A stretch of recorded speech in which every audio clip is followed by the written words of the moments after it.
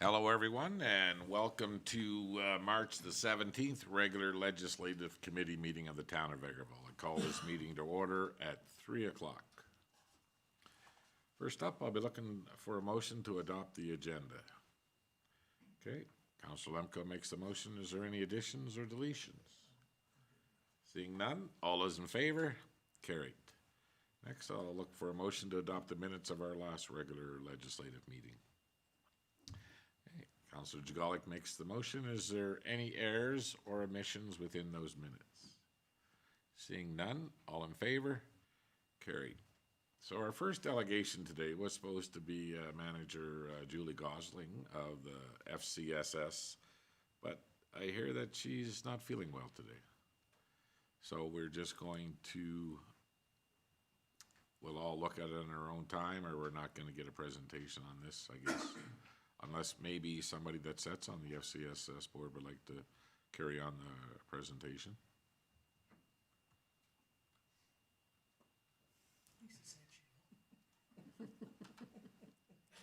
Councillor Jagalik.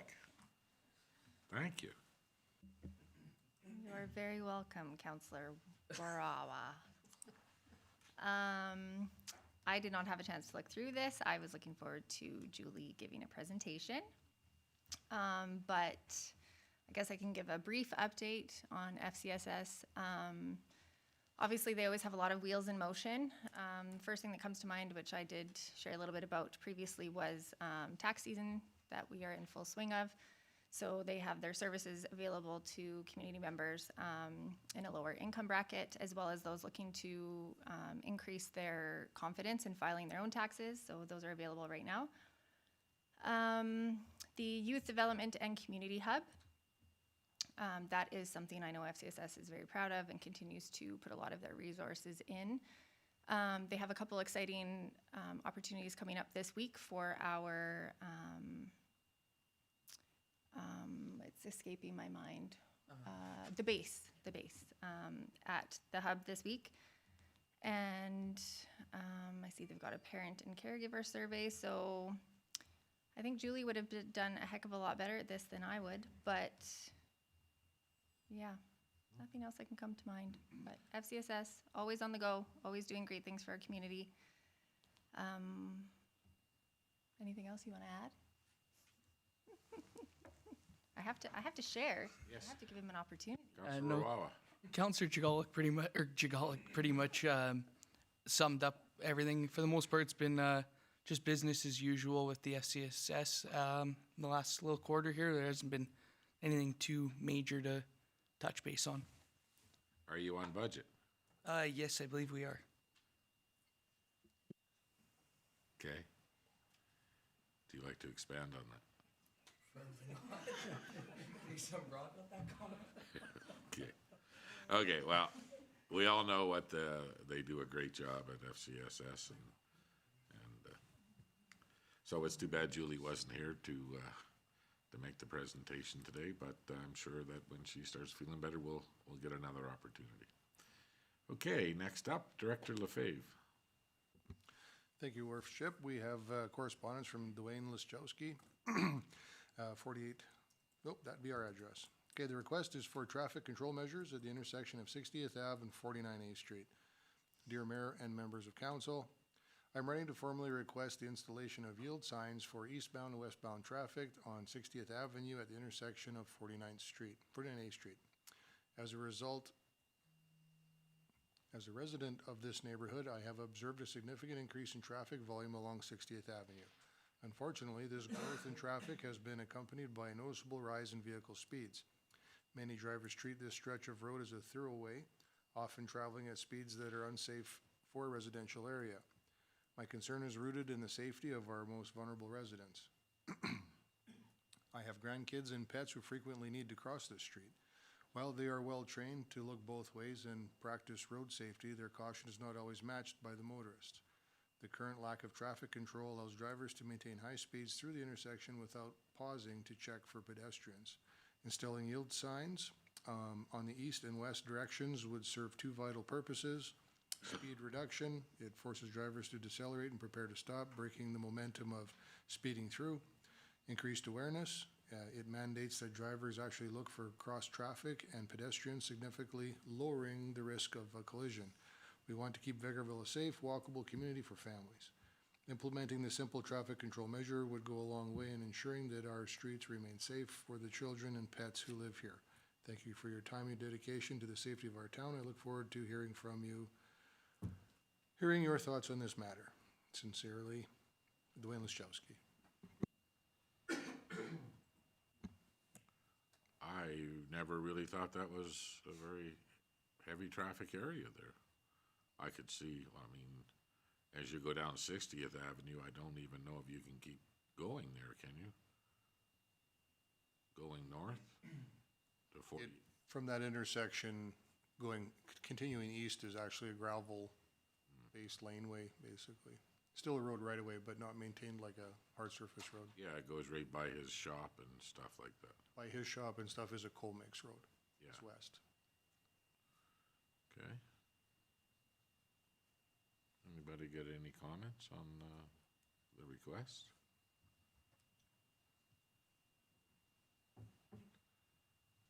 Councillor Lemko?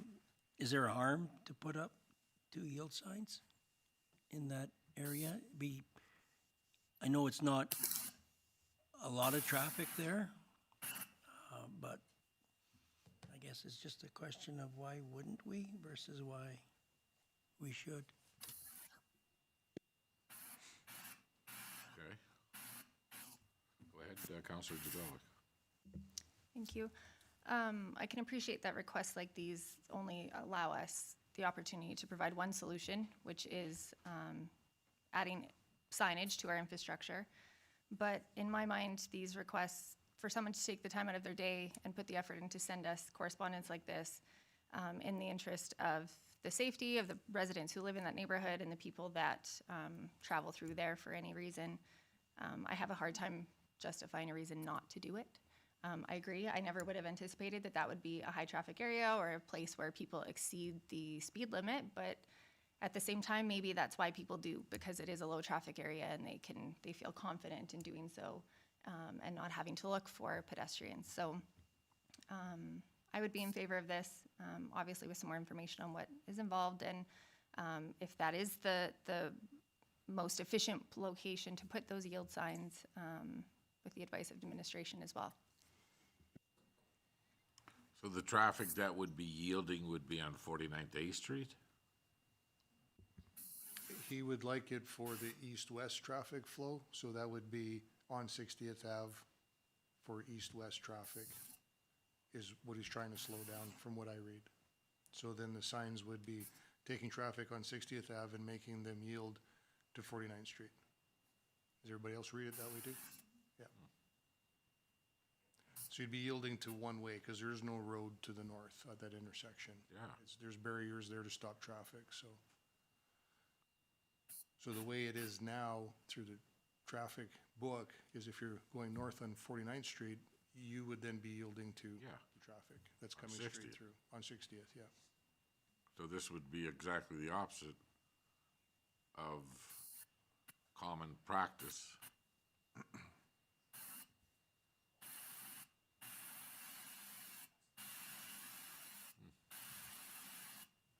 Councillor Rudick, you're very intermittent there, but give it a go. Can you see me?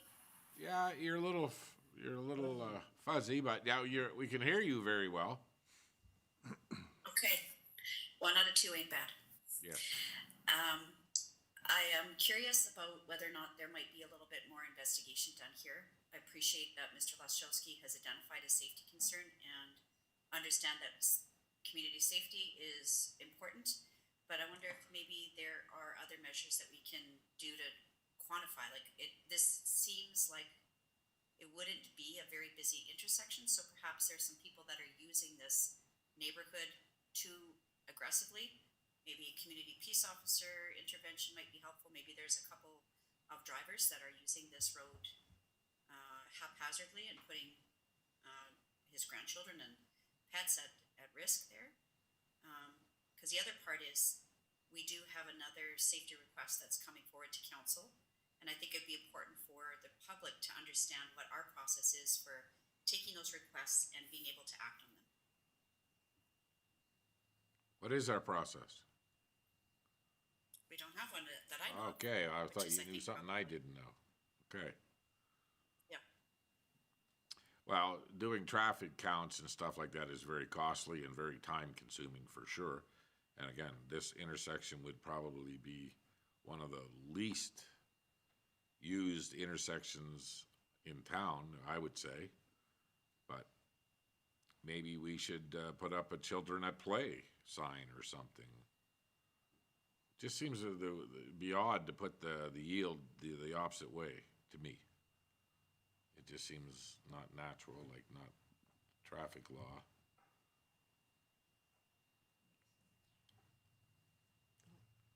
Go ahead, Councillor Project. So he's asking to put it on 60th Avenue at the intersection of 49A Street, so it would be for the, 49th Street, at 49A Street? 49 Street. No, he puts at the, 49. Is 49A? 49A, yeah. So just on the corner of his house. Right. So from 60th Avenue to 40, Okay, then we'll Or have to, 50th we'll have to Avenue. retract what I said before about the T intersection and stuff, because I was one, Yeah. I was on 49A. yeah. Like I can see where people would speed, so definitely I would be looking in favor of putting something there to reduce the speed. Whether it's a yield sign or a children at play, but I definitely think that we need to address this request.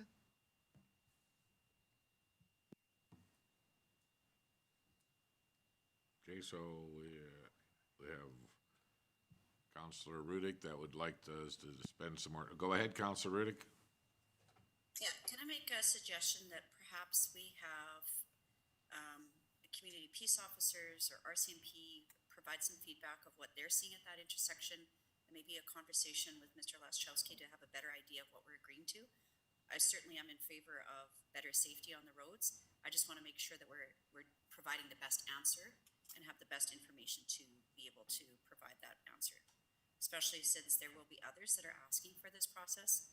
And right now, I don't know that we have one in place. Okay, so maybe what we go ahead, Councillor Wawa. Thanks. Yeah, I certainly, like everyone else, I have no issue with us looking into it. And just another comment here, I'm just thinking about here. 49A on the other side of 59th Ave is a cul-de-sac. So I'm just a little more blown away, I guess, the fact that this would be a concern area in town, just the fact of its cul-de-sac and then it goes to a T intersection at 61. But I have no issue with us looking into it. Yeah.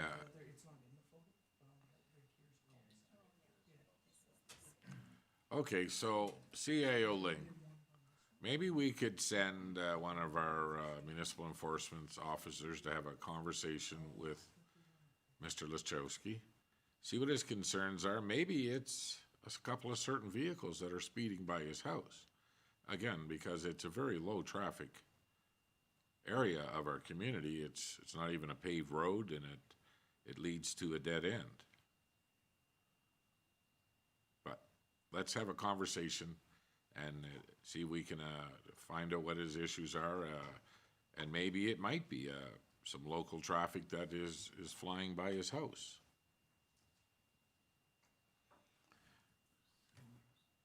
Okay, are we good with that? We'll start an investigation and try to get what is going on over there. Okay, thank you. Next up, the water bylaw. Thank you, Worship. This is the water bylaw 2026. The background is the current water bylaw, bylaw 06-2010, was developed cooperatively by the then Public Works and Utilities Department and the Brownlee Law Office. The bylaw pertained to rules and regulations for providing water service to the town, use of water, and how that service will be built. Over the last 16 years, Infrastructure Planning and Development Department has made notes and taken suggestions from the Utilities Department about instances and issues the bylaw may not cover or where it is unclear. These changes and suggestions and input from senior management have all been incorporated into the new draft bylaw. As well, sections of bylaw 06-2010 were removed and used in the utilities billing bylaw 05-2024. Attached is a detailed summary of all the changes, additions, and deletions made to bylaw 06-2010 to form the new draft bylaw, water bylaw of 2026. Communication strategy is informed level 2. Community engagement strategy will be utilized. And the options are council recommends adding draft bylaw 2026 water bylaw as presented to the agenda of the next regular council meeting. Or option 2, council requests further review and revisions of draft bylaw, the 2026 water bylaw. So there is a fair amount of changes that have been captured within this.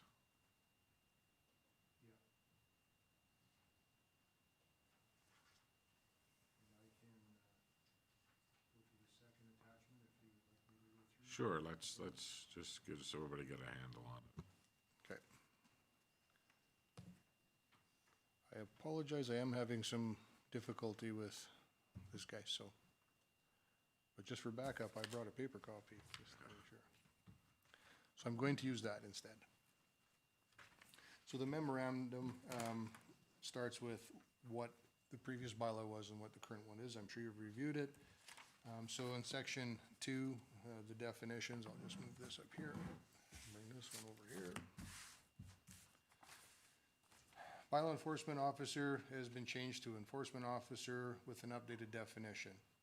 We removed and includes a member of the Royal Canadian Mounted Police and a community peace officer, and added pursuant to the end of the definition.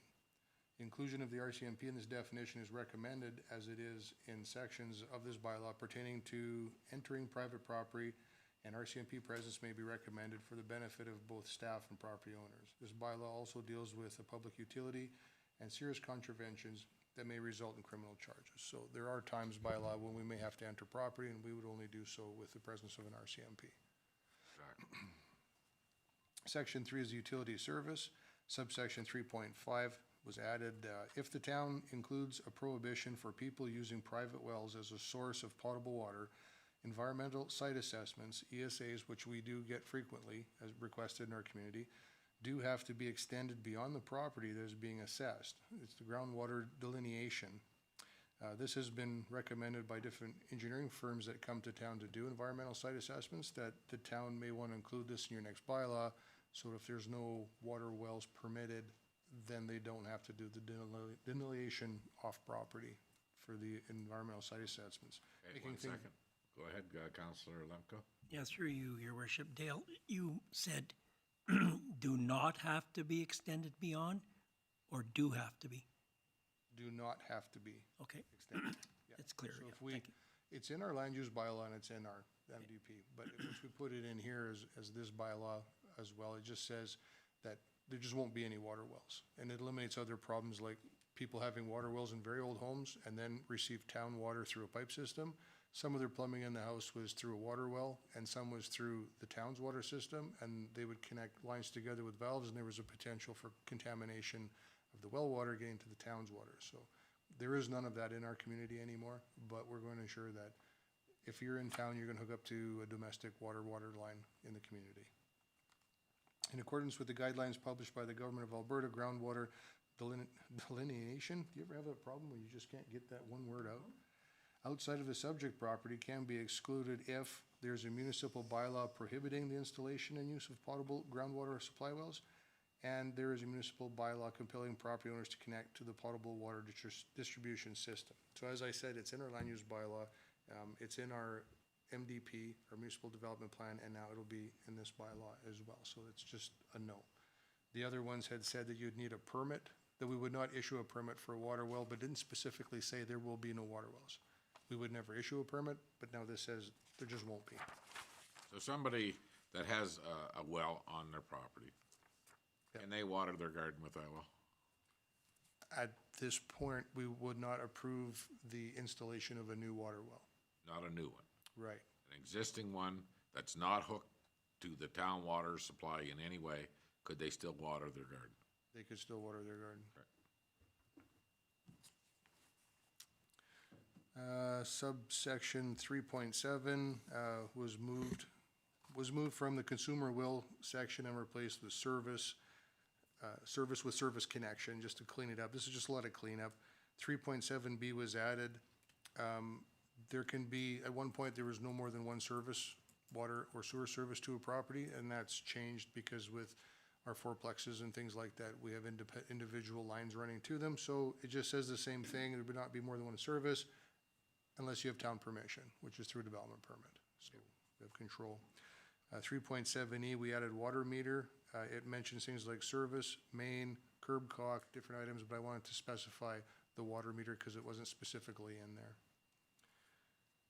Under section 4, rate of entry, subsection 4.1, we just added a repair, maintenance, water meter installation or removal. So we've taken basically the definition of what a repair is and called it maintenance, and specifically water meter installation and removal. So it's clear. I know that it still means that when we're doing maintenance, but I want to keep it simple, so if we're having a discussion with a resident, it's clear, it's black and white. Section 6, application for water service. While removing sections from this bylaw for the utilities billing bylaw, we opted to keep this section as applications because it could also include being building and or plumbing permits, not just applications for utility count like it was originally thought of or intended to be. 6.1 is updated to reference the fees and charges bylaw instead of Schedule B. When we redid our fees and schedules bylaw this last round, some of the schedules had moved. What was Schedule A became Schedule D, and so we're not going to refer specifically to the schedule. We're just referring to the fees and charges bylaw itself, because it will be in there. Subsection 6.2 added, regardless of whom the utilities billings are addressed to, the owner of the property is solely responsible for ensuring the account remains in good standing. And that was just again for further clarification.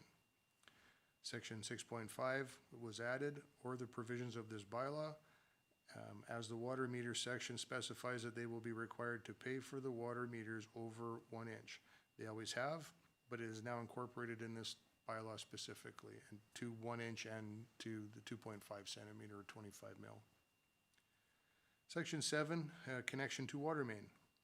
7.8 was added, or replacing, and changed safety codes officer to designated officer, and added 7.8A into it. We at times have problems with contractors connecting the house, whether it's a new build or replacement, to the town's property line with water or sewer service, and even though it's listed in the development permit, it's listed as one of the items they have to meet. Outside of a bunch of pages of permitting, it's on the front that we need to inspect the backfill. Before you backfill this service, we come have a look. We are ensuring the product that they're using for pipe and water lines, we're ensuring the bedding of this product. It would never affect the town because it's not our responsibility. That's whoever's going to own the property, but we want to make sure that it's a good connection and a good product when it's done.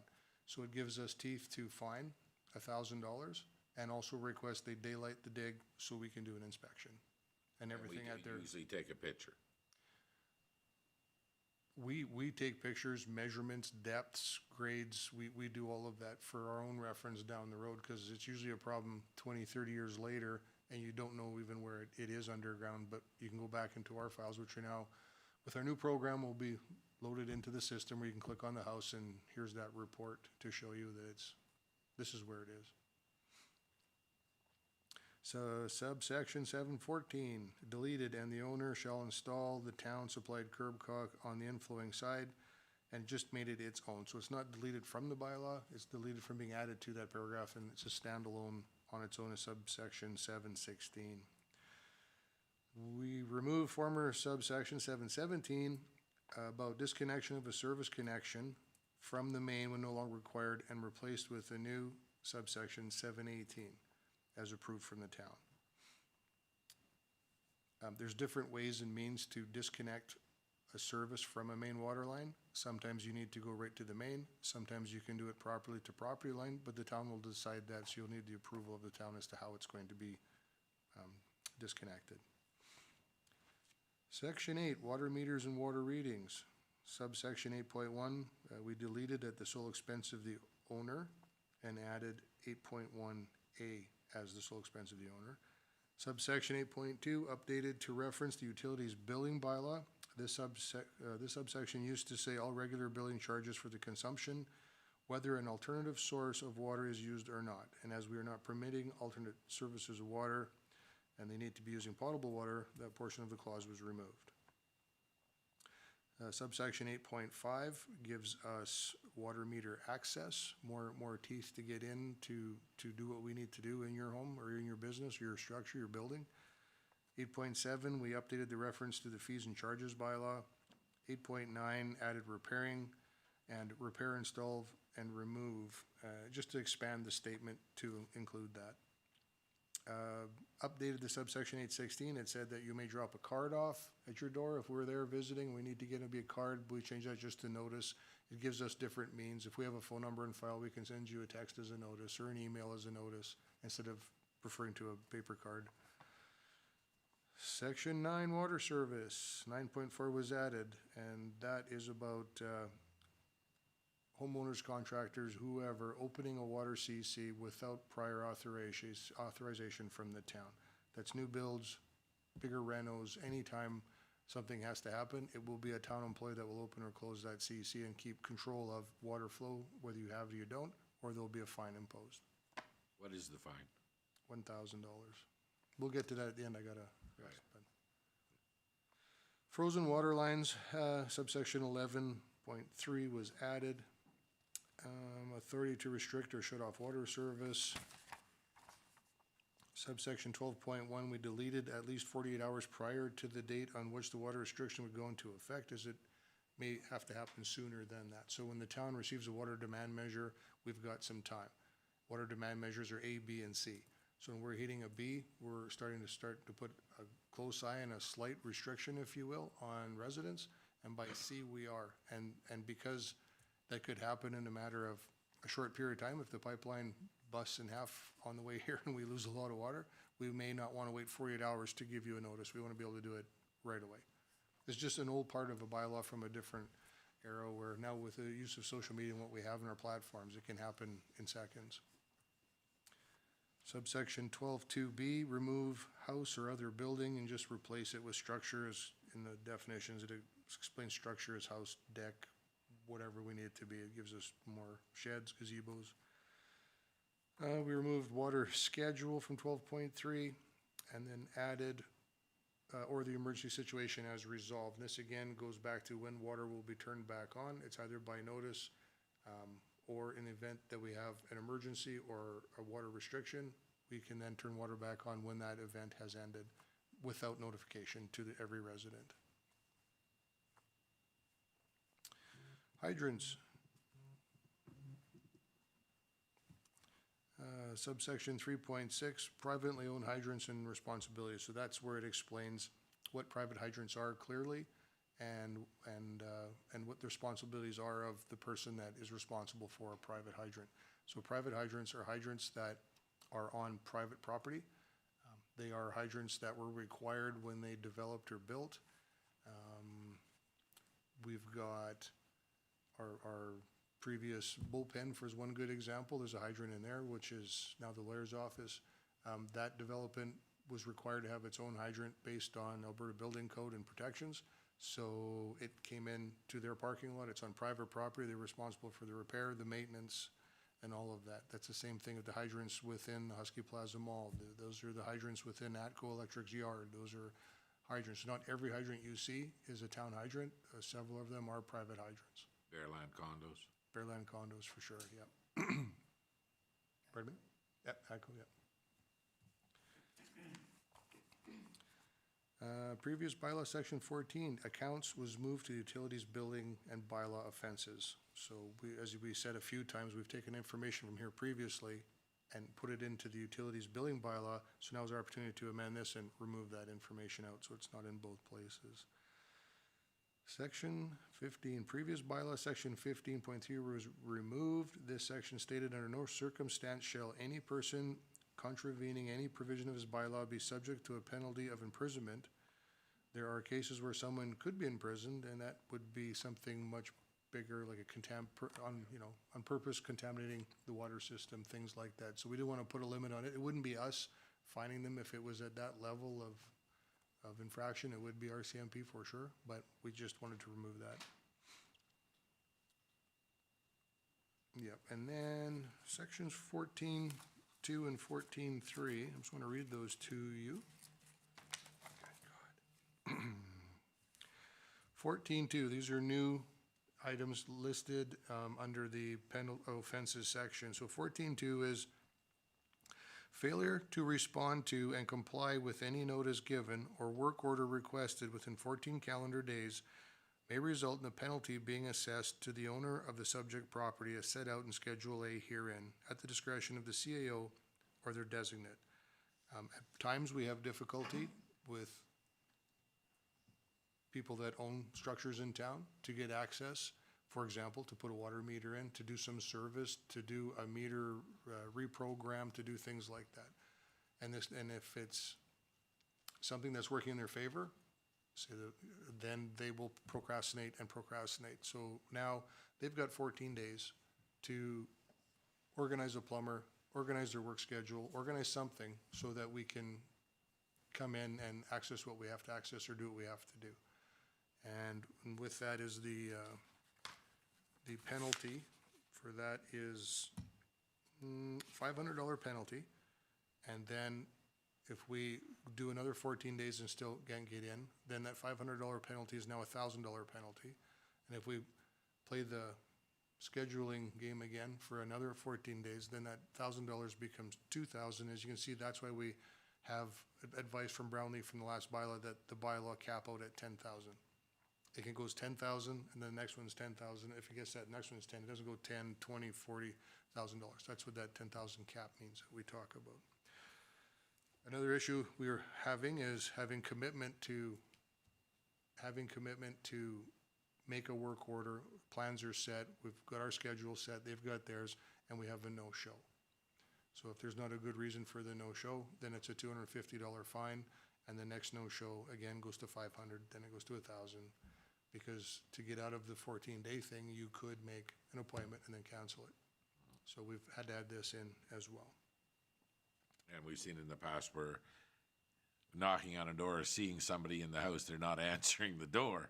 Yeah. Just because they don't really feel, because if we change the meter, it's not in their favor. So it's been a bit of a challenge over the years. We've seen a lot of some different things happen.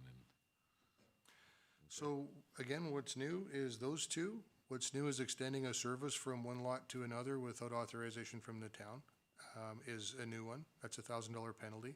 Constructing more than one service connection per property without consent of the town is new, and that's $1,000. Another new one is the backfill new service connection without inspection is a $1,000 fine, plus we will make you daylight and dig it back up so we can do an inspection. And it's not like it's hidden in the back of the development permit. It is one of the conditions of 8 or 9 that we list. It's bolded, it's one of them for sure. The developers, when they get their information, are reminded of that when they pick up their package from us, so. The other ones that went up were installing, testing, removing, repairing, replacing, or disconnecting a water meter without authority is up from 500 to 1,000. Construct or alter a service connection to bypass a water meter, and that's what would happen if you were doing construction and bypassing a meter until your permit was complete for plumbing, and then not putting the water meter in. It gives us another avenue. So it's kind of set up that if we're having a lot of difficulty, it's not just a $1,000, we can hit 2, 3 of these, and those all double every time. And also what went up was the construct or alter a service connection to bypass. I just said that one. Sorry, is the cause to be connected or permit a cross connection. And cross connections are again crossing well water with town water, because we still have the odd one in town that has water in their backyards and things with it. So, but they're not typically connected to the house anymore, the ones I'm aware of. It's a sort of a standalone system. So that is our water bylaw update. As you can tell, it's been in the works for a while, and as it says in the memorandum, every time we run into something that is light gray, maybe a leak a week or not even there at all that we want to expand on or clean up, we would always keep notes. And then when it come to this portion of the update, we had a lot of things we had to change and clean and do it all at once. And some of it left and went into the utilities billing by. That is correct, yeah.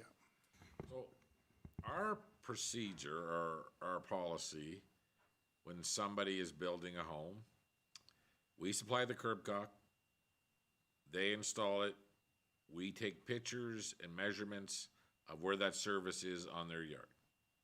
Yes, They run the service into the house. When they want access for water, they cannot turn that on themselves. They need to contact us. And we go to the property, the new property. Let's say it's during construction. Do we then now issue the meter at that time? And the meter is installed then? when they have the plumbing connected, plumbing is one of the first early things. Your house goes, it gets framed, it gets plumbed and wired. That's the first thing, is usually plumbing first. So it's early in the stage of construction. So once the plumbing is completed, the inspections group does the plumbing inspection. This is before drywall, it's before anything. And then we get a copy of that. Once we get a copy of the plumbing inspection that says the plumbing's completed, and by the way, inspections group are through plumbing inspections, has nothing to do with water meters. That's not a plumbing code, it's not. So we get that at our office, we send it up to Megan Rawa and Utilities. That's her trigger then, long before the build's done or anybody's even in there, that she starts making an appointment. That appointment falls in this 14 days. At that point, the contractor has 14 days from the time to set up an appointment. When that appointment is set up, the utilities operator arrives on site through a work order that he will meet the homeowner contractor's plumber. They meet. He hands over one water meter. He watches the plumber install it, which is 15 minutes maybe. And when that's done, then our operator can do serial numbers, do the programming. Our meters are all radio read. They have to be able, brought to life, and make sure they're connecting, talking, all that things that they have to do. And then we leave the premise and the account starts. The billing account starts. We now open the curb caulk and We don't open the curb caulk, the billing starts at the office. I know there's gonna be very little consumption, of course, but the billing starts. okay, so that's a lot different than what we've done in the past. Historically, we Yes. would wait till the build was done and let them use some water. And then what we seen was people turning on the curb caulk on their own, and we didn't even know, and then the house gets, brand new house gets sold and still no meter, and, yeah. Okay, well, that is awesome. Good work. And there's a few of us doing it. Upstairs, IP&D office, there's a lot of input, so. Well, the utilities has come a long ways, and we're finally getting to a point where it's fair for everybody in the community, so. Is there any other questions regarding the water bylaw? Go ahead, Councillor Werwawa. One question I had just on the fire hydrants. So we don't maintain all the ones around town. That's correct, right? We maintain our municipally owned fire But hydrants. there is some on other ones. So what happens if there's a fire and we were to like have to hook up to one that we don't maintain, and it didn't work for some reason? Is there anything in there just regarding that as to what would happen, or? No, it's not the town's responsibility to maintain them. Yeah. So there isn't, we would then, we arrive to fires with, a couple of trucks, as you know. So if one's got a hydrant that's not working, then that other truck is always sent to tag the other hydrant. Two trucks roll in, say for a structure fire, one truck is picking this hydrant, one truck is picking that. So in the event there's one that's not functioning, we always have another, but Okay, the town I have never, you talking about liability? Yeah, right. That's what I'm thinking in my head, was just kind of like what would happen there for liability's sake. Like if their hydrant wasn't being properly maintained by them, right? Because we don't maintain it, and we went to hook up and use it and it didn't work. There's no liability on that? I'm sure we can get sued for anything, but I know that when there's issues with our municipal hydrants, when we are asked, typically through our insurance company, we would provide the maintenance records, and we have every hydrant, as you know, will have a number on it, and we have records of this hydrant was flow tested, this hydrant was done on this date, and if it's a reasonable amount and you're following standards, then there's no liability if the hydrant should fail because the town hasn't done anything negligent on those hydrants. Yeah, and then one, obviously, if we hooked up to their, one of theirs that didn't, well, it's not on ours because it was their responsibility. That makes sense. Thanks. Okay, any other questions on the water bylaw? So we'll see this on Monday? If you guys wish to see it on Monday, we can do first reading. Or is there anybody that doesn't want to go forward with the recommendation on this bylaw, and the flag policy as well? Or we haven't got to that one yet. Okay, sorry. But yes, we Okay. can send it down Monday for all 3 readings. Okay, I think we can get there. Counselor Riddick, you're still with us? She gone. Oh, she's back.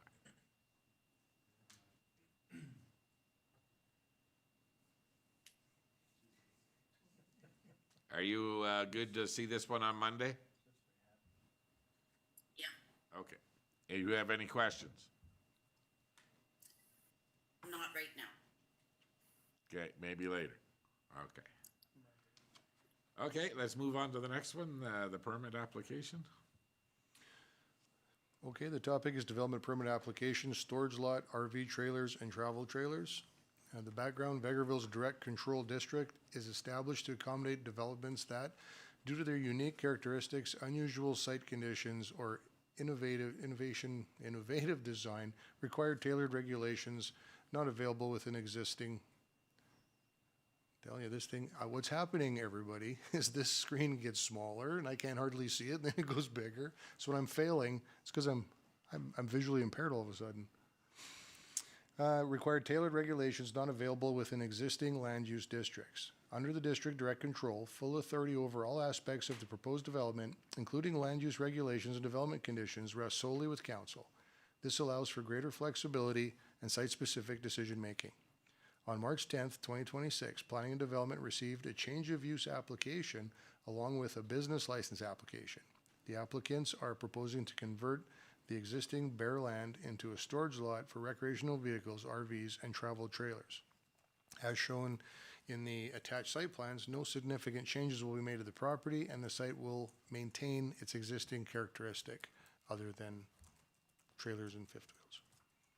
Your options are review development permit application and move forward with the process, and review and deny, provide reasons why. And there's attachments for you to have a look at. Any comments? I think this might, if this goes ahead, it might cause a little bit of problems, people turning the wrong way when they're going to the RV park for the first time coming into town. Go ahead, Councillor Jagalik. Thank you. Director Lefebvre, could you just elaborate a little bit more on what types of things council would look for in approving something like this? So it's on the outskirts of town. Is this in our IDP? Have affected landowners been notified? Does the approach change? Like what, can you walk us through all the different criteria that we should be considering? It was probably almost 2 years ago, this property had some interest, maybe a little more.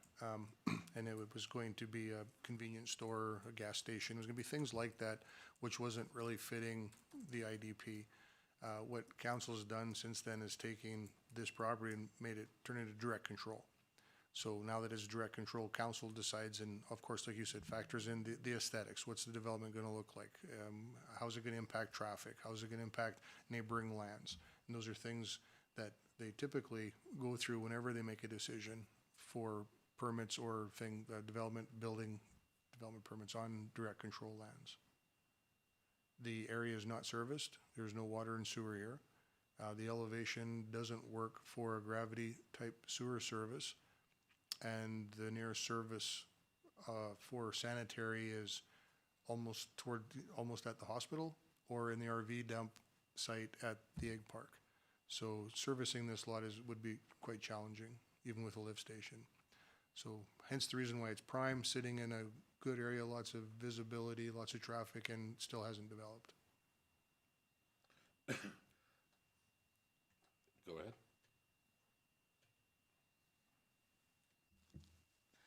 Thank you. So you would say that that's a reasonable use for this property then, RV storage? It's not going to require its own servicing.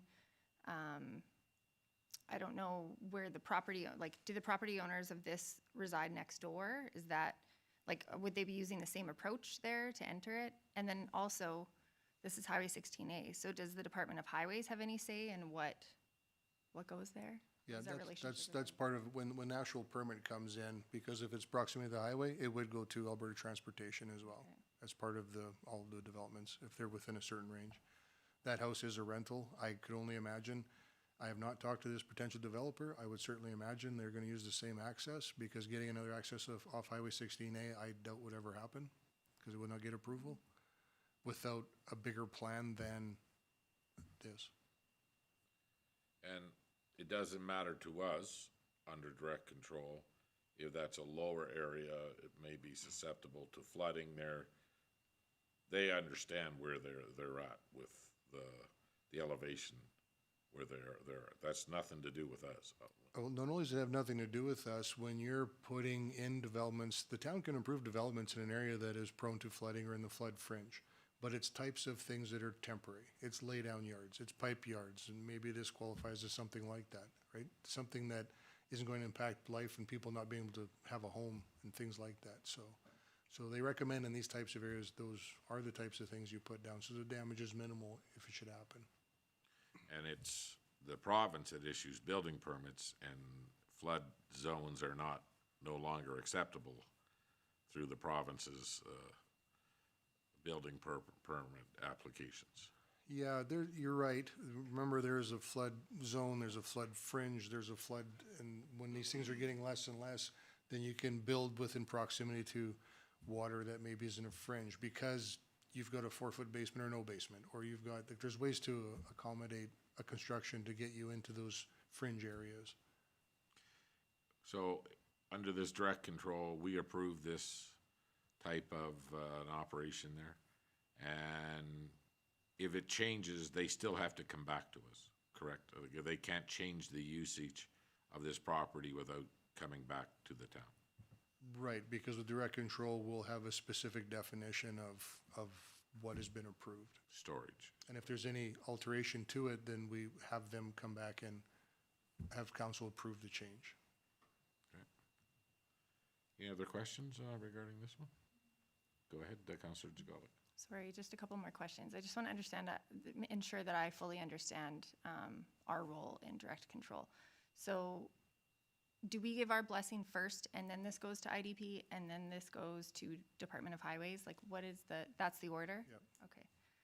Okay. And have affected landowners been notified? That's at our level, right?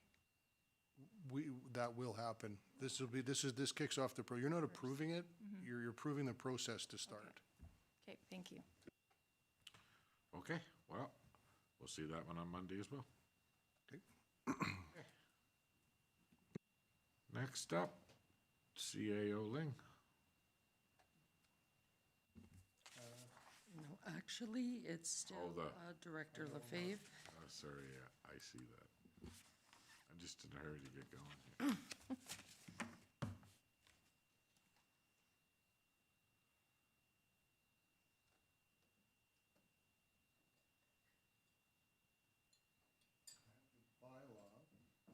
Road closure, okay. I will read this bylaw, so bear with me. Land use bylaw number XX 2026 of the town of Vegreville in the province of Alberta for the purpose of closing public travel and disposing of portions of a public highway in accordance with section 22 of the Municipal Government Act, chapter M26-1, revised statutes of Alberta 2000 as amended.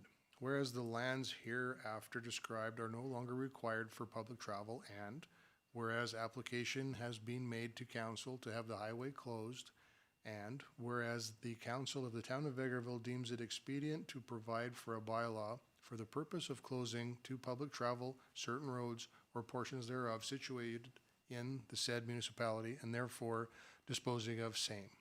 And whereas notice of the intention of council to pass bylaw has been given in accordance with the section 606 of the Municipal Government Act.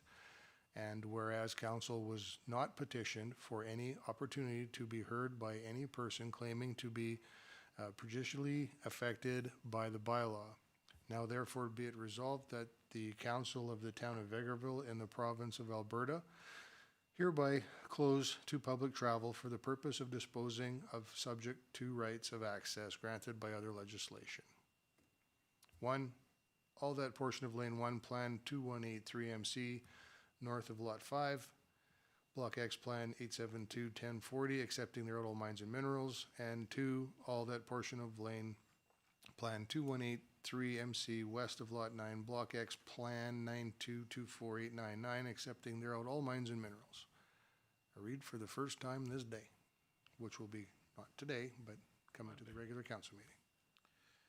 Okay, so just for those that are listening, this is the alley that is just north of the former Esso gas station and restaurant crossways. And on the west side, the alley that's between the former Esso and PV Mart. PV Mart.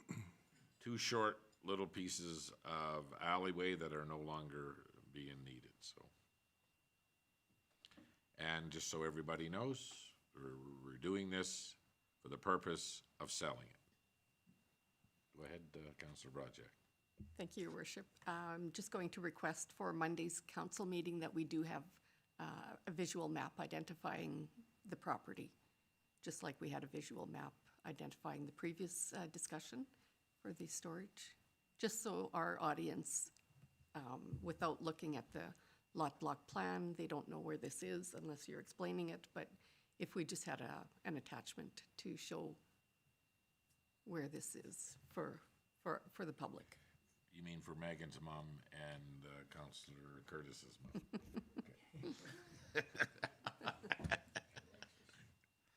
Okay, well, we look forward to seeing that on Monday as well. Thank you. Okay, now CAO Ling, if you're not, are you ready now? I'm ready now, thank you, Your Worship. Okay, so the memo to council is regarding the draft flag protocol policy. So on the March 3rd, 2026 Legislative Committee meeting, administration introduced the updated draft flag protocol policy to the Town Council. The following amendments were proposed for discussion. The current community flagpole locations identified in Section 2.4 of the draft policy are difficult to access in the winter months. Administration is recommending the addition of Section 6.2 in consideration of the locations of the community flagpoles. Community flagpoles may not be flown at a half-mast during the winter months. This would impact 2 to 3 half-masting events, November 11th, December 6th, and potentially October 4th, depending on weather. For future planning purposes, council may consider budget allocations towards new flagpoles that do not require a truck and ladder for each half-masting event. This policy follows the guidelines of the national and provincial half-masting protocols. The dates and events identified under 6.4 reflect these protocols. The October 4th National Day of Action for Missing and Murdered Indigenous Women and Children is not listed under either the half-masting protocols, but was added to Section 6.4 after the last policy review. Administration is seeking council's direction on whether to continue recognizing this half-masting event. The RCMP detachment has been removed from this policy. The RCMP complies with national flag half-masting protocols and are responsible for the raising and lowering of their own flagpoles. The form, Appendix A, has been removed from this policy. Any requests for the community flag raising program must be submitted to the CAO in writing. Recommendations for what should be included in the written requests are outlined in Section 7.2 of this draft policy. Consensus of council was in favor of taking the time to review the draft policy changes and discuss further at today's legislative committee meeting. There are no financial implications at this time. Half-masting events occur during regularly scheduled working hours. There may be future financial implications if council chooses to replace the existing community flagpoles with new models that include an internal winch system. The communication strategy is a level 1 public engagement process. This policy will be available for the public on the Town of Vegreville's website. So the options for council today are council may discuss the draft policy, provide direction to administration, and move forward with policy approval at the next regular council meeting on March 23rd, or council may decide to take additional time to reflect on the discussion items and discuss the draft policy at the next legislative committee meeting on April 7th. Okay. Well, hopefully everybody's had time to go through the policy. I have one question. It's November the 11th. It's nice out. Are we still gonna get to those flagpoles? Yes, if we're able to, we will get to the flagpoles. And of course, the community flagpoles are the ones at the east and west end of town by the Vegreville sign. It's just that if we've got like 6 feet of snow, we kind of really Well, have. the west end is the hardest. Yeah, But if it's not accessible, then this policy says that we're not going to do it. But I'm just wondering, like, if they are accessible, that we would go ahead and respect those dates. yes, yeah. Any other questions? Go ahead, Councillor Jagali. Thank you.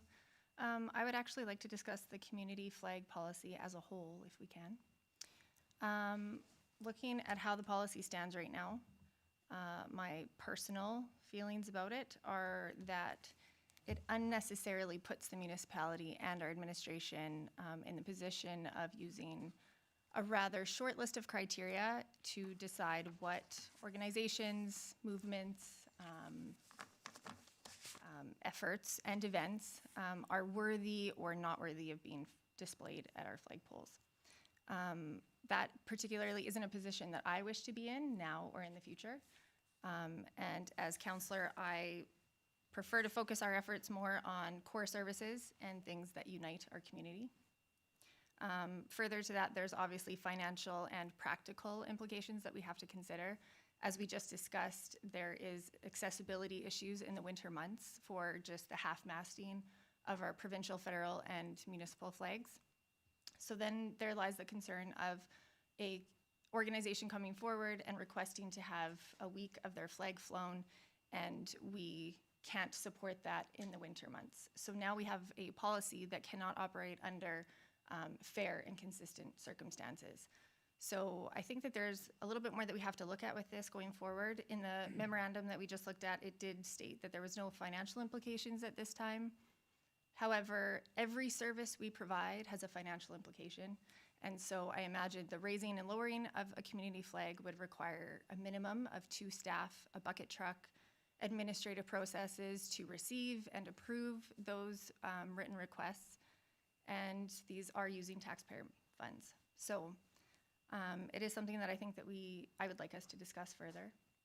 My suggestion would be to go forward with just the federal, provincial, and municipal flags at our entrances. It encompasses representing our community as a whole.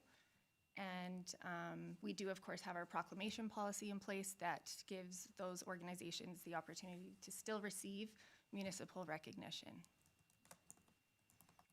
Okay, so right now, under this policy, we have the ability to take in a request and fly a flag for a request of some community group. Yes, that is correct. There are limitations in the policy as to what type of community flags that we will fly.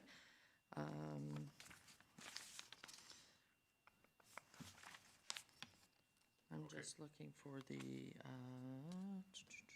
So are we still flying? 7.4 go is ahead. the section that limits what we will fly. Can you just read that for us, please?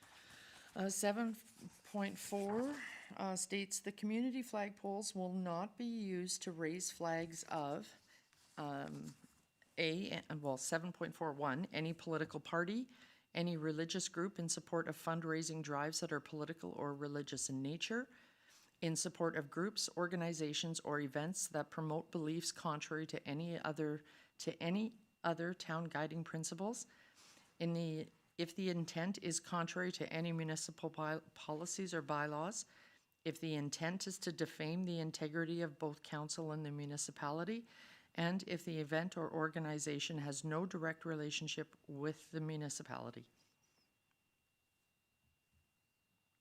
Okay, and the applications will be reviewed by the CAO and to be determined if they're within this policy. if they That's follow correct. this. Okay, so we've been flying the Ukrainian flag since the invasion of the Ukraine. Yes, that's correct. We've actually, the Ukrainian flag is up on the east and west side of town. It's actually in place of our municipal flag here at our town office. Okay. So, Councillor Jagalik, what you're saying is that it doesn't matter what flag, you don't feel that we should pick and choose, or the CAO and admin should not have the authority to pick and choose. You just want to fly 3 flags forever and that's it. Thank you. Essentially, yes. To further elaborate on the part of the policy that CAO Lang just read, prior to that, Section 7.3 dictates the criteria in which we would fly a flag. So there's only 4 items there. To honor national and independent days important to the residents of Vegreville. To support fundraising drives important to the residents of Vegreville. So that one I would like to question also. A fundraising initiative, like who are we to decide, what deserves to be on our flagpole essentially in this list of criteria? To celebrate and support national community campaigns that promote awareness or to celebrate multicultural and civic events important to the residents of Vegreville. Yes, Mayor McPhee, exactly. I just feel that our federal, provincial, and municipal flag are standard symbols of our community members, and they unite us. Mayor Farkas in the city of Calgary just recently revised, and his council revised their policy just to include those 3, which sends the message that the community is for everyone. And again, I don't want the weight on my shoulders of having to decide what criteria we use in this policy. And then with Vegreville growing, I think we can expect more of these written requests. And I think it's going to become increasingly difficult to decide which ones fall within what part of that criteria. And so that is my suggestion. Yeah. Okay, does anybody else agree to that? Go ahead, Councillor Lemko. Yes, Your Worship, I would like to explore that as well. I think Councillor Jagalik raises a good point, and I would support her on this. Okay. Go ahead, Councillor Brodzier. And I also agree with Councillor Jagalik's suggestion. Thank you, Your Worship. Councillor Curtis. I don't know that I necessarily agree. I think bringing people together allows them to the opportunity to express themselves, cultural groups, nonprofits, etc. But I do have the concern with if we are not willing to go to flagpoles when it's snowy out, if there's hard access. Obviously, if the group is willing to, or doing this in the summer or spring when we can get there, I would think it would be unfair to deny someone their request just because we can't get to the flagpole. So if they had one in the winter saying, well, we'd like to do it, but we weren't going to do it for Remembrance Day, so we're not going to do it for this just because of technical issues. So. Okay, Councillor Rudick, what are your thoughts on changing not just the half masking, but moving to a limitation of 3 flags year-round and no special request?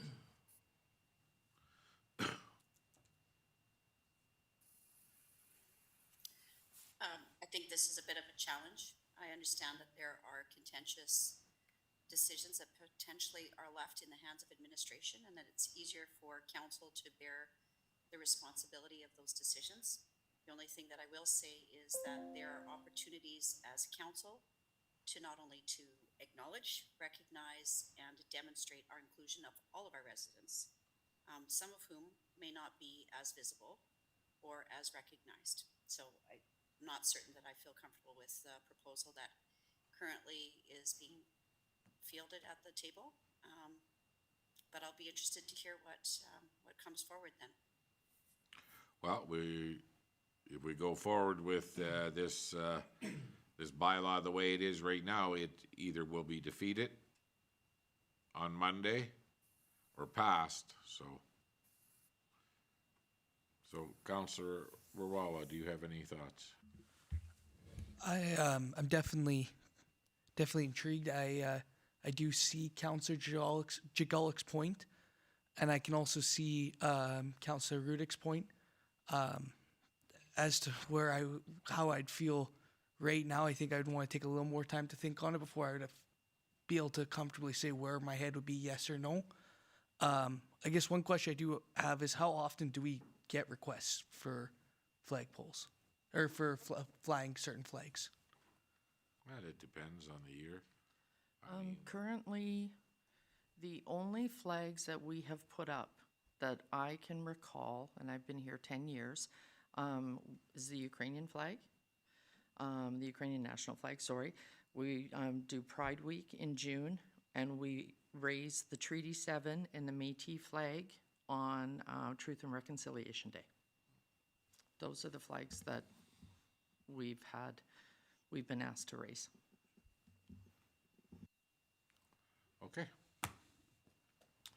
Okay, so we'll bring that forward on Monday, and we'll put it to a vote.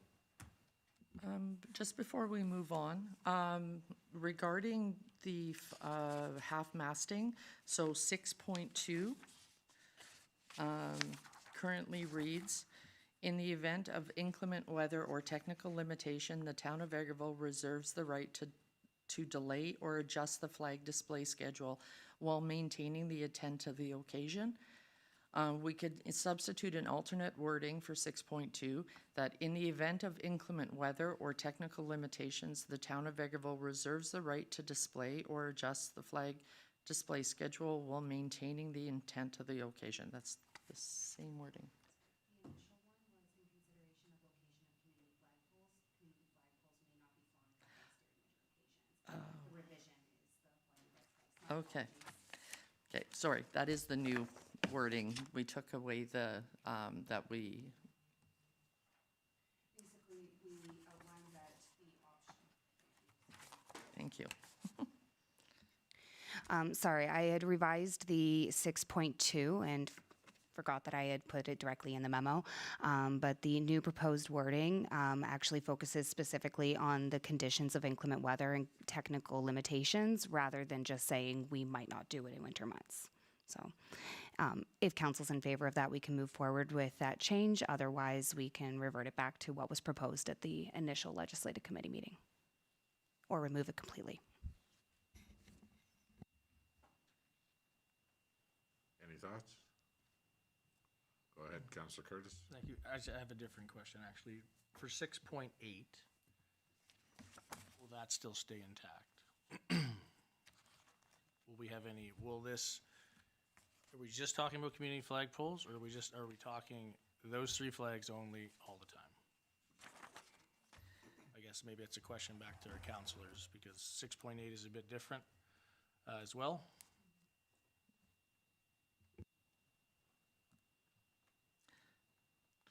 Well, I'm not gonna okay the flag of the United Nations. 6.8 currently reads, the flag of, the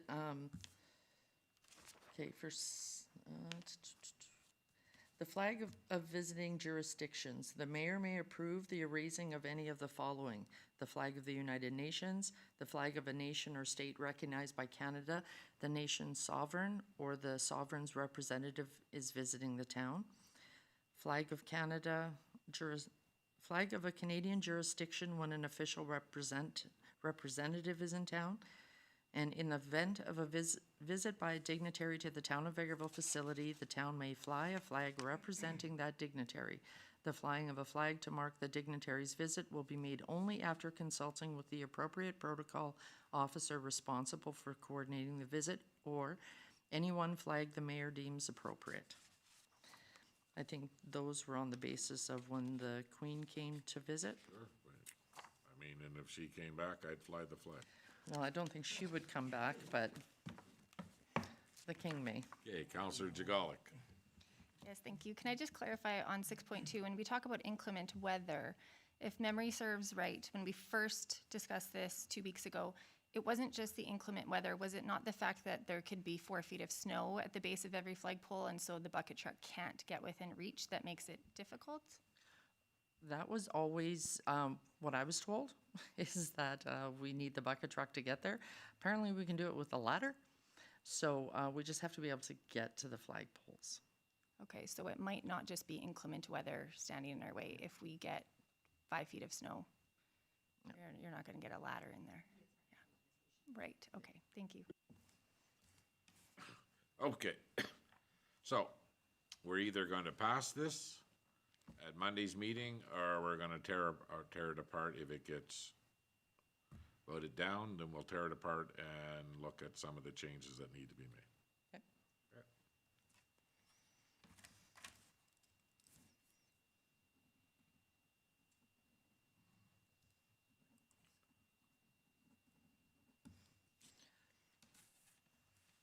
Carry on.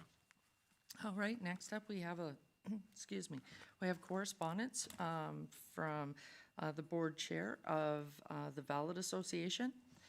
And it's regarding recreational user fee increase. It says, "Dear Mayor and members of council, as chair of Valid, I am writing to express our profound disappointment and concern regarding the town of Vegreville's consideration of increased recreational facility fees that would directly impact the individuals we serve. The people supported by Valid are among the most vulnerable members of our community. Many live on fixed incomes and carefully budget every dollar to cover essential living expenses. For several of them, access to recreational facilities is not a luxury. It's their primary social connection, their physical wellness outlet, and in some cases, their only meaningful outing beyond their residence. An increase in fees may appear modest on paper. In reality, it creates insignificant barriers for individuals who already face financial limitations, mobility challenges, and social isolation.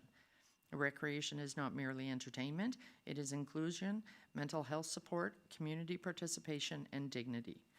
We have recently been informed that council is considering requiring each individual to purchase their own annual pass at a cost of $466.10 plus GST. For the individuals we support, this is cost prohibitive.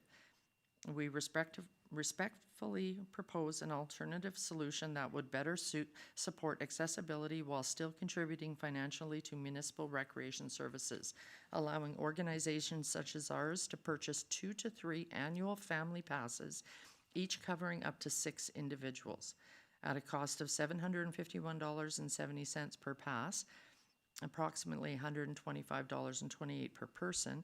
This model would provide a greatly reduced and far more affordable option for persons with disabilities while still generating revenue for the town. We would welcome the opportunity to meet and discuss collaborative solutions that balance fiscal responsibility with compassion and inclusion. Thank you for your thoughtful consideration of this matter.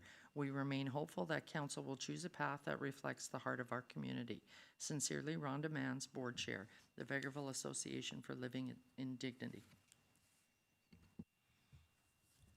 Okay, does anybody know what they were paying before?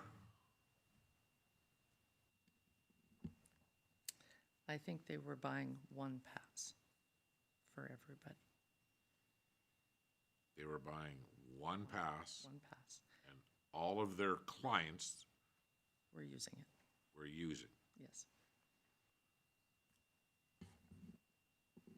Well, no wonder she's so profoundly disappointed.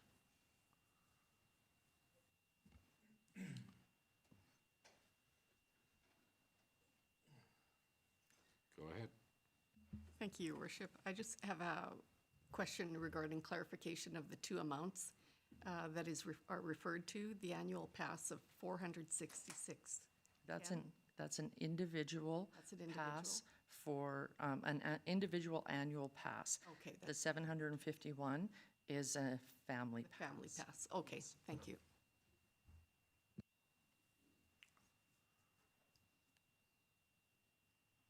Any other comments? Okay, well. What, you guys are fighting?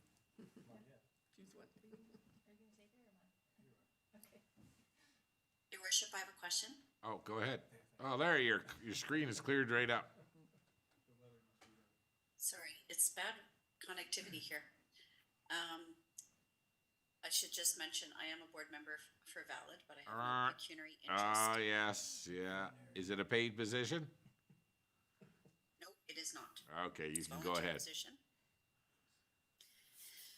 My question is about, I believe we decided not to have the punch pass anymore. Is that correct, CAO Ling? Yes, that is correct. So I wonder if that is a consideration too. I understand that there's a proposal here from Valid, but I wonder if that is another option. It was removed from the pricing, I believe, because it wasn't utilized adequately, but that might be a way to be able to recoup costs from the municipality side, as well as provide affordable option to access to recreation. That might be another option.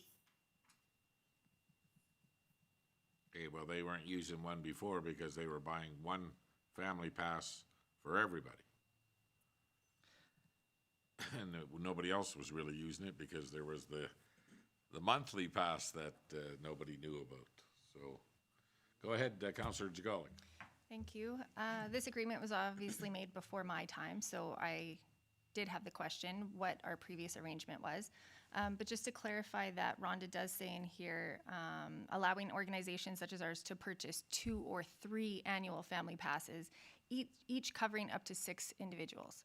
So I don't believe that they would have had just one, and they have upwards of 20 people utilizing it. So that's something I would like to clarify. How many passes did they previously purchase, and how many members do they have that would be utilizing it? And I would certainly be willing to work with them again if it's something that falls within a reasonable capacity for each family pass. First of all, before I get to Councillor Jagalik's question, Councillor Rudick, I was mistaken. The 10 punch pass is still available. That one was the 20 punch pass that was removed. Regarding the previous agreement with Valid, we have gone through our files, we've gone through minutes and everything, and we really don't know where that came in, why it was just one family pass and they all got to use it. There's no history that we have found that was a decision of council or anything like that. We have nothing in writing for that. So this was a discussion with the recreation manager and myself that it's an unsustainable business practice for recreation to continue doing.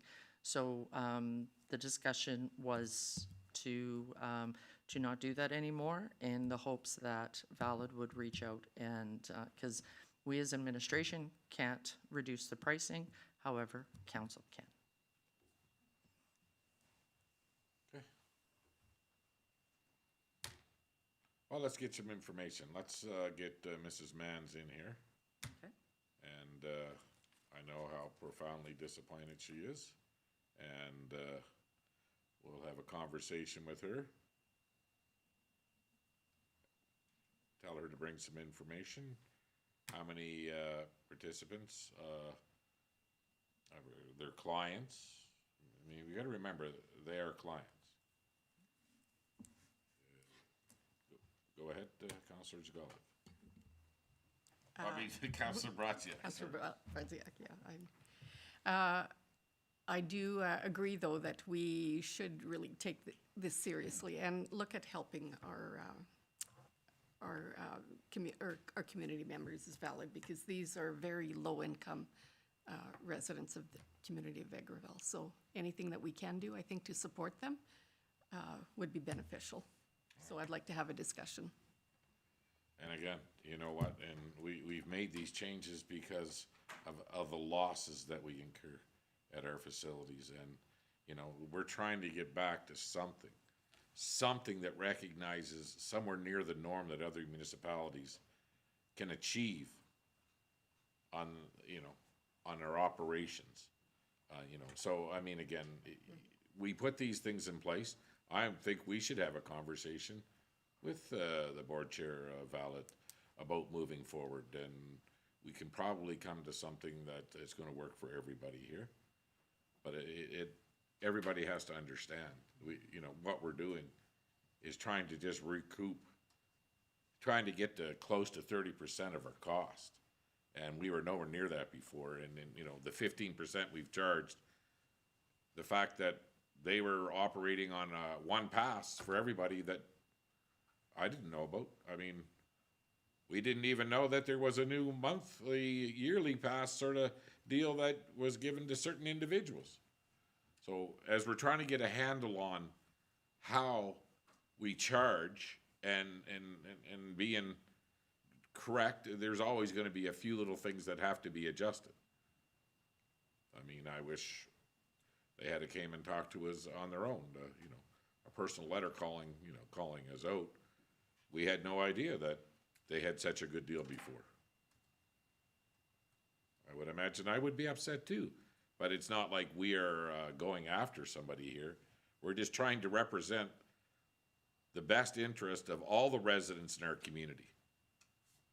We don't get to pick and choose all the time. You know, like, how do we justify all the losses that we occur at all of our facilities? So we said we're trying to get to 30% of what our actual costs are. If we can recap 30%, and we're still not there. Even with the increases, we're still not there. So these are tough questions, but I look forward to having a conversation with Mrs. Mans and see what we can make work for both parties. Would you guys like for her to come make a presentation here?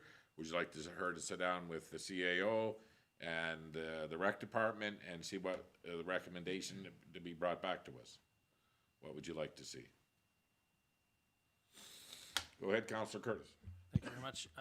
My opinion, I'm fine with Mrs. Mans or members from Valid to sit down with Parks manager and CAO Ling, put their heads together, come with some proposals, and then we can decide after that. Everybody okay with that? Councillor Rudick?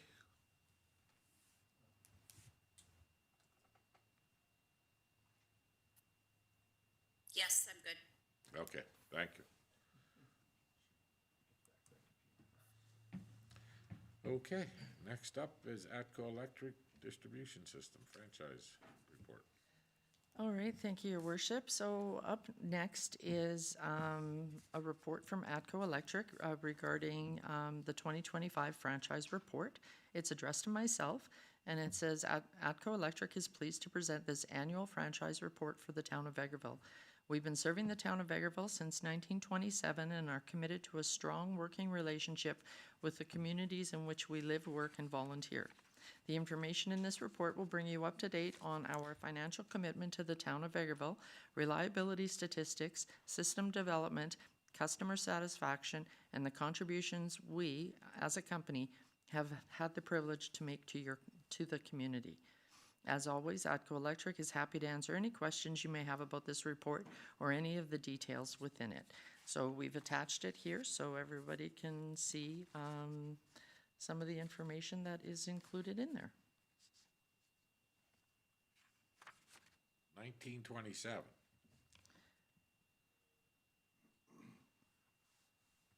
Next year is sort of an anniversary year, I think. Wow, that's pretty good. Does everybody understands how the franchise fees work? Okay. System reliability, oh God, that's Councillor Curtis's problem.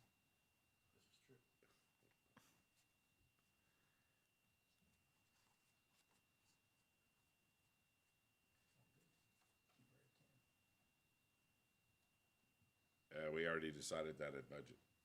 Yeah. This is just some information that they're passing on to us, and don't know if everybody knows, but we used to have, 2 different sets of, streetlights. What were they, how were they? Vested and non-vested. Yeah, vested and non-vested. And a while ago, we turned over all of our lights, because we used to have to hire ATCO to repair our lights and look after them. So a while ago, we turned them all over to ATCO. And we got a very nice credit. And then we changed all the light heads to, Ellie? yeah, LED, yeah, and, I think that, we're probably in the position now where we're paying again. I think we're close. Our credit is just about run out, so. But it's nice because, when they were ours, if somebody hit them, we had to repair them and fix them and stuff, and we were hiring ATCO to do the work on our own poles anyway, so. I think it worked out, for everybody when we went ahead and did that. Is there any, questions, at all on this report from ATCO?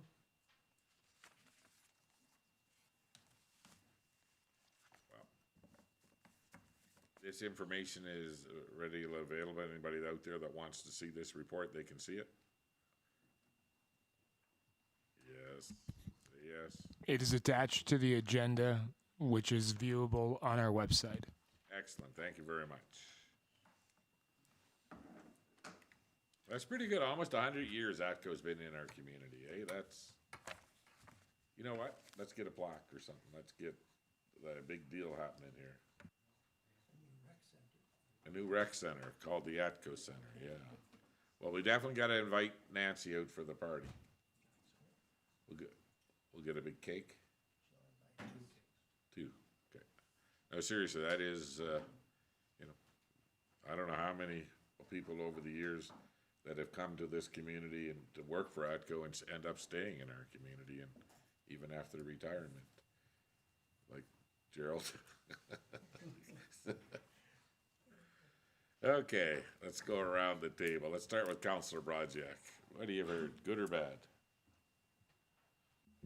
I haven't had too much correspondence from our community residents. I think everybody's in a good mood now that the snow is starting to melt and we're getting a little bit better weather. I do want to say that I want to say a thank you to the RCMP for facilitating the RTOC tour last week in Edmonton. RTOC is the Real-Time Operations Center, and I think they provided an excellent presentation as to what they do at their operations center and how important it is to the residents of our province. So looking forward to more information on that as well. So thank you again for outgoing Corporal Ryan. I'm not going to attempt his last name, Breakwards. Okay. So that's all I've heard this week. Thank you. Okay, thank you. Councillor Jagalik. Thank you very much. I do have a couple of things. First, just a couple of mentions. I wanted to extend a big congratulations to our Wrangler U11 Tier 1 League champions and our Wrangler U18 Tier 2 champions this last week. That's pretty exciting for many families in our community as the hockey season comes to an end. So congratulations to them. I also wanted to congratulate Wendy Brook on another really successful festival in our community. I think it's really great that we have volunteers and organizers that can put on an event like that that brings musicians and performing arts to our community. So that just wrapped up. 2 other things for administration. I believe this would be Manager Brown. I'll give him a minute. You're always juggling many things back there. I did see that we had another inquiry about the volume of our streaming of meetings in the council chambers. So as I recall, I think we've had many comments about the volume of our meetings in many months now. So I'm just curious if I think we had previously identified the problem, but are we any closer to having a solution? No. So very quickly, I can give you a bit of a background on some of the inquiries that we've heard. the reality is that when this room was set up, it was not set up to acoustic standards. For instance, right above where CAO Ling and Director Lefebvre are seated are speakers. Those speakers create a nasty loop of feedback, so they cannot turn their mics up too loud. I would remind everybody, this is a good opportunity to please speak directly into your microphones. There's a habit of some people doing this, some people doing that, some people doing this. Just because the red light is on does not mean the microphone is picking you up. That's about as best as we can do to try to resolve the issues internally, unless we are willing to spend what I've been told would be a substantial amount of money to rewire the room. Now, I did have a conversation with one individual a few months ago, and they were unaware that not only does your computer volume need to be up, but as well the YouTube volume. So please keep that in mind if you're having volume concerns, that it's not just your computer volume, but YouTube has its own platform volume. And in this case, they did not realize that. So just a friendly reminder as it pertains to that. Unfortunately, the sound in this room will never be perfect. And I will say that it does get substantially worse at times when we have a virtual delegation, because again, it just starts to affect the acoustics. Thank you very much. I think he just clarified that it's our fault. No, but thank you for offering some troubleshooting tips for those who do like to tune in and watch. Second, I did have another question for administration. I'm looking for some clarity on how our departments decide when to bring issues to council that are either determined in-house within the department, or if a business owner, constituent, property owner brings issues with our policies or bylaws forward. Usually, if the issue is brought forward by a constituent, we ask that they write a letter. We don't, we want to make sure the information coming to council is in their words, so they can become a delegation, they can write a letter. Excuse me. They can write a letter, even an email. We've copied and pasted and put that in. When we find issues with, if something happens that creates an issue, let's say at the front counter regarding a billing issue and stuff like that, we do a lot of research in the background to see what, where the, what the issue, where it's coming up in the system and stuff like that, which can take us a little bit of time sometimes. And then it's usually brought forward in the, either a change in policy or a change in a bylaw and stuff like that. So you might not see an immediate response to it. But usually those are the two ways that information's brought forward to council. Again, like I said, if it's a constituent that wants something addressed immediately, we usually ask that they write in themselves or come as a delegation to discuss it with council. Okay, so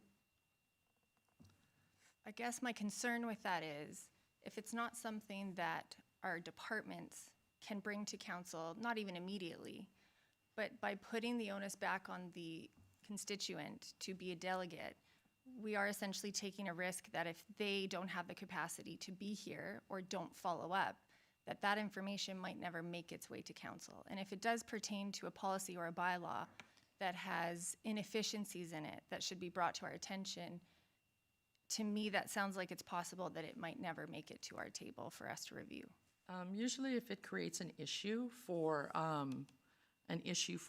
our citizens, or like I said, a billing issue or something like that, it is definitely brought forward. It may not be in a timely fashion, like it may not happen immediately or within the next couple weeks, because of course if it's a bylaw issue, it may take us, for example, the community standards bylaw is going to be brought forward to council again this summer.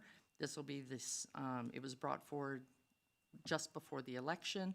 They elected to, council of the day elected to let this new council deal with the changes that were in there and if they wanted to make those changes or not. So that all takes time. So but usually if it is a big enough issue that is creating a problem, it is brought forward It just may not happen at the speed that the citizen may want. Okay. Hence the avenue of writing in. And again, writing in isn't something they have to be here for. They get to state in their letter what their issues are. Right. I can certainly appreciate that time, we're at the mercy of time a lot. But at the very least, are we communicating that to our constituents? We recognize that we have identified a problem here within this policy, this specific policy or bylaw.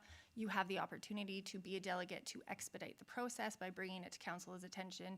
But at the same time, we have added it to our list of things that we will bring up. Yes, we also have to be very careful that the issue isn't a one-off and as a particular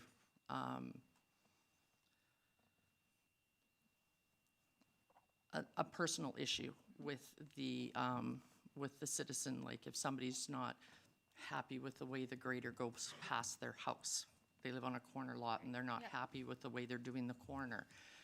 It is not something that we're going to bring forward to council if it goes against the proper way or the way that we can get that corner clean type thing, right? So we have to weigh that carefully as well. Yeah, absolutely. Thank you. Okay, so basically, if a resident comes and says they don't like our bylaw, or they don't like our procedure, you're not gonna bring everything to council based on one person saying they don't like this. That's where we weigh it and see if it's an issue, if what they're bringing up is an actual issue that we can foresee happening more often, and we see it, like if it's a billing issue where we're gonna get, the first phone call has come in and we foresee that, we're gonna get a bunch of phone calls off this and everything, then we start looking at, okay, where's the Well, problem? you would have to recognize Yes, that there is a problem. yes, but if Agree it- that we are creating a problem, that we need to change something. Yes, Okay, yes. okay, we'll talk about this later. And, we'll have it out here, we'll figure it out for sure. Councilor Wawa. Thank you, Your Worship. I just want to add to Councillor Brodziak's comments first. The real-time policing, it was definitely a really cool tour. I know personally my understanding of how the RCMP runs is definitely not very good. So getting to go on that tour and get a better understanding of how the RCMP runs, not only here in Vegreville, but all of Alberta, and how that detachment's the main detachment for the entire province is, it was quite an interesting tour, and I felt like I learned a lot through that. As for other things, I don't have too much this time. I had a really good meeting last week with a resident about some of their concerns. I just want to get a little more information before I bring it more to council. But besides that, it was definitely nice to sit and be able to talk versus just, hearing things on Facebook or somewhere else. It was nice to be able to sit down with somebody and have a general conversation and be able to then take their information and bring it forward. Okay, thank you very much. Councilor Riddick.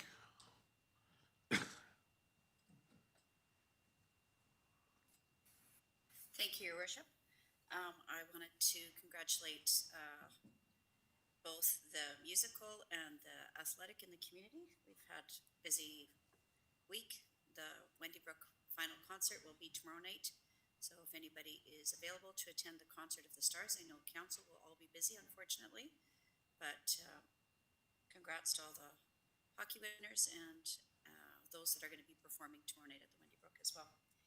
Appreciate our staff taking the organization to get us to the real-time operations center. Very important for us as decision makers to have a better idea of what policing looks like in real time, particularly given some of the legislation that's coming out from the province right now, with the change in legislation about upping the responsibility of sheriffs. Appreciate the fact that what we have serving us in our community is the RCMP, and want to continue to ensure that we've got a great relationship with those that are operating here. And thank you to Staff Sergeant Folk for making sure that we were able to have that tour. I wanted to draw attention to the recreation survey. I had one of our young residents, a student in grade 6, who is very interested. He watches all of our YouTube videos for his own information. He thinks it's fascinating, so he watches all of our videos, not just some of the mums, as you've mentioned, Your Worship. But he was curious about the recreation survey, which kind of brought it to my attention too, that some of the highest user groups are students. Grade 6 students are required to do local government as part of their education piece. And I wonder if we specifically could provide the link to the recreation survey to those grade 6 classes that we usually have a tour later on in the year. So just wondered if that might be an opportunity. I know that we've had one student at least in town answer that survey, but wanted to maybe ask that we could do that reach out to the schools in the community to ensure that we've got the perspective of the youth. And that's what I've got. Okay, thank you very much. Councillor Curtis. Thank you. A lot of similar things. Wendy Brook as well. Awesome event, you know, and I think spearheaded by the late Mrs. B. Avenue as well. She's a big part of that, so nice to see that that is still going and being a strong movement in the community. I work with a lot of parents who were very excited about some hockey wins, and we saw that with some Wranglers jerseys at work this last week or so. So congratulations to all of them. As far as here for the community, I have nothing good and nothing bad, so I'll sit in neutral right now, and that's in my report. Okay, thank you. Councillor Lemko. Thank you, Your Worship. Much the same as my colleagues, the Real-Time Operations Center. A great tour, and it's great to see the background work that happens when our officers are on the road, in our communities. The support they have behind the scenes is amazing, and how they reach out provincially to their counterparts. I'm not hearing anything in the community. I guess the only thing I'm hearing is people are continually asking me of what's happening with the developments in the community.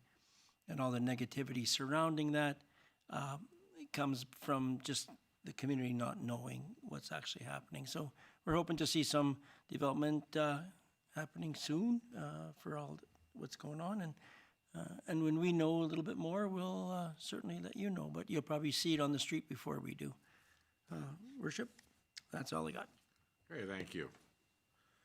So today I had a call regarding a building permit that was purchased in September, and he feels that the inspections group led him astray.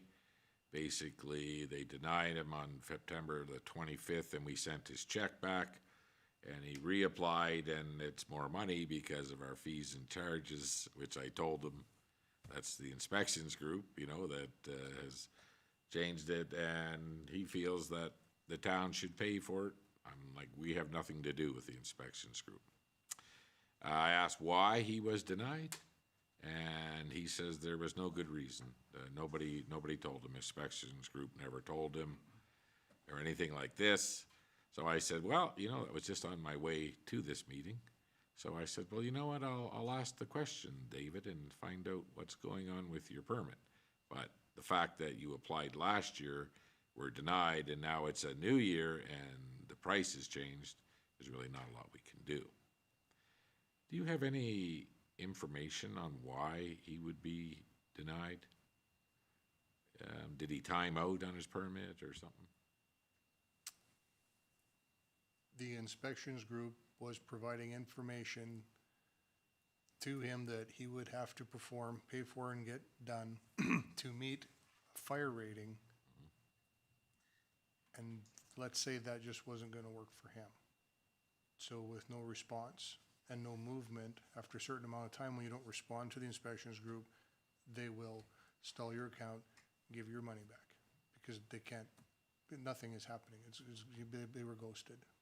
because there was no, they tried hard, our office tried hard to move building, because it's not just fire rating, it's distance from property you can use to limit, but the best option that we came up with wasn't something I don't think that he was looking for, and then that's when things ended. He is in contact with our office lately. Yeah, I knew it was a little more to it than what he was saying, that he had complied with everything and had engineered drawings of the firewall, but he didn't say anything about having to move his building. That was an option if he didn't want to put, say, 2 layers of fire drywall on. If you can move it back a little bit, you might get away with 1. I'm not the inspector, I don't know what the discussion was back and forth, but I know it was a fire rating issue that they were working on. Yeah, well, thanks for the information. I'll give him a call back, and I told him there's really, he thinks we should put the other 400 and some in, but I don't really feel that's gonna happen. I told him, you know, the inspections group actually works for the province. They represent building code for the province. Alberta Building Code. That's nothing to do with that. Okay. And again, well, it's nice to see the 2 hockey teams where they ended up for sure, and the whole crew over at the Windy Brook Festival. I know that Larissa Bomback was giving updates every morning on the radio and what's going on, and I know I was a big sponsor of that for many years here in town, and it's nice to see that torch keeps getting passed around, so. Okay, moving on, director highlights. Since there's only one director today, let's go ahead with Director Lefebvre. I've had quite the show today.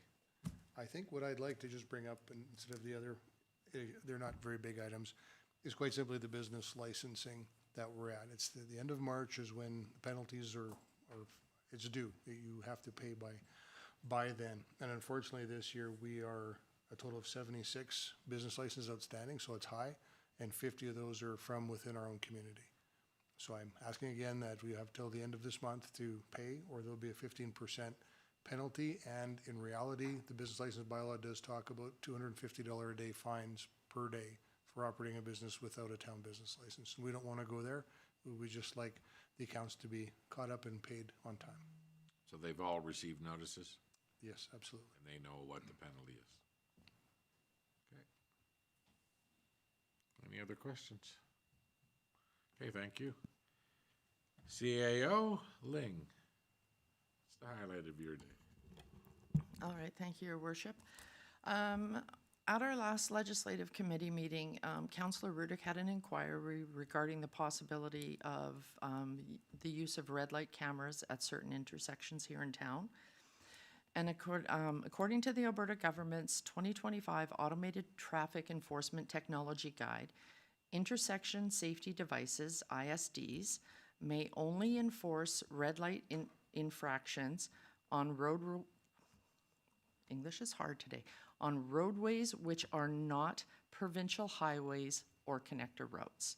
And then providing, then they list a bunch of markers that you would have to hit in order to have red light cameras. And so since all of our traffic lights are on provincial highways and we do not meet the high collision, high fatality criteria set out by the province, we would not be able to install red light cameras on any of our traffic lights. FCSS has submitted their grant application for the Vegreville and area FRN. So hopefully we'll be hearing some information on that in the next couple months. And working on the ATCO gas franchise bylaw, which council will be seeing the bylaw in April for the first reading. Other than that, I don't have anything else. Any questions for CAO, Ling? Okay, well, we have nothing in closed session. Yes, we do. We have one. We do? Yes. Oh my God, how come I never know this? Okay, well, I'll take a motion to go into closed session then. Councillor Rawa makes the motion at 4:49. All those in favor? Carried.